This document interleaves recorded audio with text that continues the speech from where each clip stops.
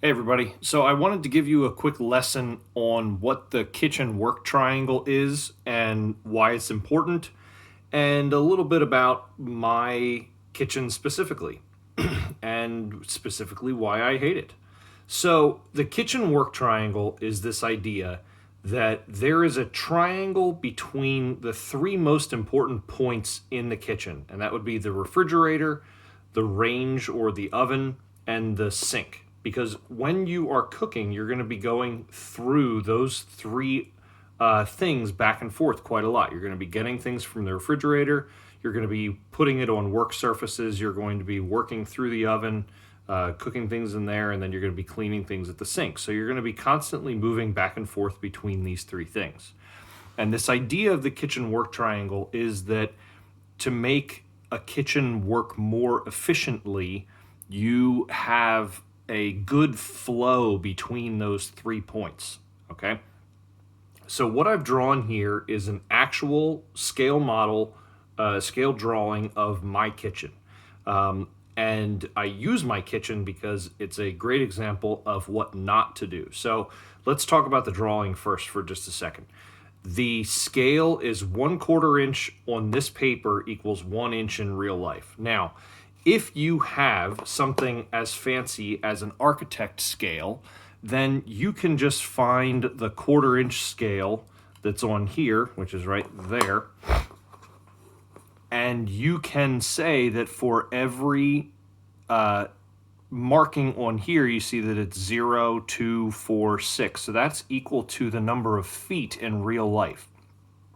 Now, I would venture a guess that very many of you do not have an actual architect's scale on hand, so that's fine. If you have just a standard ruler, you can see that this is just a normal 12-inch long, 1/16 of an inch ruler, all right? You can use a regular ruler. In fact, I used this ancient wooden ruler that I had from a cellular and pager systems that used to be in Ephrata, so that's pretty long ago. I used this wooden ruler to just draw some straight lines and get really basic measurements off of here. Just every 1/4 of an inch equaled 1 foot in real life. And the way that I figured this out, I didn't use a tape measure. I just looked at my flooring. I measured one tile of my flooring and found that it was really, really close to 12 inches. So I just kept counting over and made an approximate measurement for everything on the page here. This is a sketch, a drawing, a rough drawing. This does not have to be perfect. Okay? So, even if you don't have a ruler, if you can't find anything around your house that actually has measurements on it, well, first off, I have a cutting mat here that has some measurements on it, but you can even use just a standard piece of paper, all right? These little lines on here are a 1/4 of an inch apart. So every line on here equals 1 foot in real life. If you don't have tiles or floor parts that lay down that are exactly 1 foot, like mine were, then use your shoe. Measure something. Figure out some measurement that you can make repeatedly and measure across your kitchen. This drawing does not have to be perfect. It just has to be close enough that we can get an idea. Okay, now let's talk about what we are actually going to do with the kitchen work triangle. I have on Schoology some things that you have to keep in mind when you're talking about the kitchen work triangle. One of them is that no leg of the triangle should be any less than 4 feet or more than 9 feet. So when I talk about the legs of the triangle, what I'm talking about is that from the center of those important appliances, I'm just going to make a little dot that goes like pretty much right in the center of those places. I'm going to connect a line in between it. Now, if we look at the measurement to go in between the refrigerator and the range right there. Again, my measurements on here were 1/4 inch equals 1 foot. So this is 4 feet right here, 8 feet, basically 9 feet right there. Okay. So my length of one leg from the range to the refrigerator was about 9 feet. If I go the other way, from over here, it's 4, 8, 9, and a little. So it's a little long on this side. Doesn't have to be perfect. That's okay. But here's the other problem. going from the sink to the refrigerator, I'm going to go right across my island space right here. I'm going to go right across there and measure that one. And that one is 4, 8, 12 feet. So what I want to do to finish my drawing here is I'm going to say that this one is 12 feet long. This one was about 9 feet long. And we'll just round up and say that this one was 10 feet long. Now, if you do this, that's enough. That's great, okay? Now, the unfortunate thing is that my sketch, my actual kitchen, has this island in the way. And I hate it because every time that I want to go from the sink to the refrigerator, I have to go out and around this way or out and around this way. And there are people my family sits right here to eat, so that means you have to sort of scoot around them. This space here is not as big as it looks. And there's always something open this way, maybe the dishwasher opening and closing. You have to sort of skirt around that area to get to the range and to the refrigerator. So it's a pain in the butt. There are a couple other bullet points that are on Schoology that you have to think about. The sum of all 3 sides should be between 13 and 26 feet. Well, I know that since mine were right at the max edge, this is a little too big. So as far as an efficiency standpoint, my kitchen is really not the best place to go. The other bullet point is that cabinets or other obstacles should not intersect any leg of the triangle than more than 12 inches. Well, this one skirts past just barely, so that would be kind of okay, even though it is a little bit longer. This one right here would be okay because there's not really anything in between there, but this is the terrible one where, again, you have to go out and around that to get between the sink and the refrigerator. And then there's another problem, and 4th bullet point down on Schoology says that if possible, there should be no major traffic flow through the triangle. Well, this is to the garage, so that's where everybody comes and goes to go in and out of the house from back here. So this door goes right over to the garage. So that means that everybody has to pass through the triangle this direction to go into the rest of the living space out this way. This is the living room, and this is towards the front of the house and then upstairs.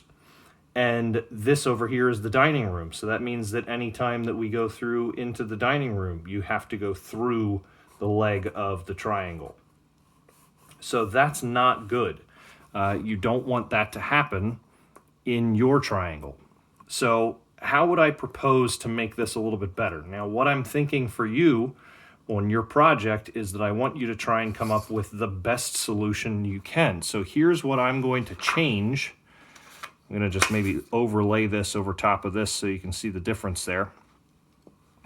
What I'm going to change is I know that at some point or another I'm going to try and renovate my kitchen, and this is still open for interpretation here. Whether or not I would move the door to the dining room and maybe shift the refrigerator down. But anytime that you start changing major things like the electric for this, the water line for this, the opening in the wall right here, now you're talking about structural changes to the house, and that gets expensive. So you don't want to have to do as much of that as possible. So the only thing that I really have to change to make my kitchen a little bit more efficient and work a little bit better is take that island that was right here and shift it over and make it into a peninsula over here. So we can still have a lot of space to sit and eat. This is a door, by the way, to the back of the house. There's a window right above the sink right there. So now, if I do the same thing, it's still the exact same triangle as it was before, the same legs, but now there is nothing that goes in between those legs, and there isn't a problem. There's still a little bit of traffic flow, but honestly, there's a bigger space for that traffic to flow through.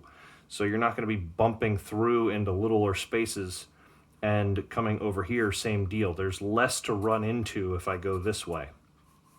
So it kind of chokes everybody down in this space a little bit more, but as opposed to where it was, where you have to go around this in either direction, I think it's a big improvement. So what I'm looking for from you, my architecture class, is finding a design for a kitchen. You can literally use your own kitchen.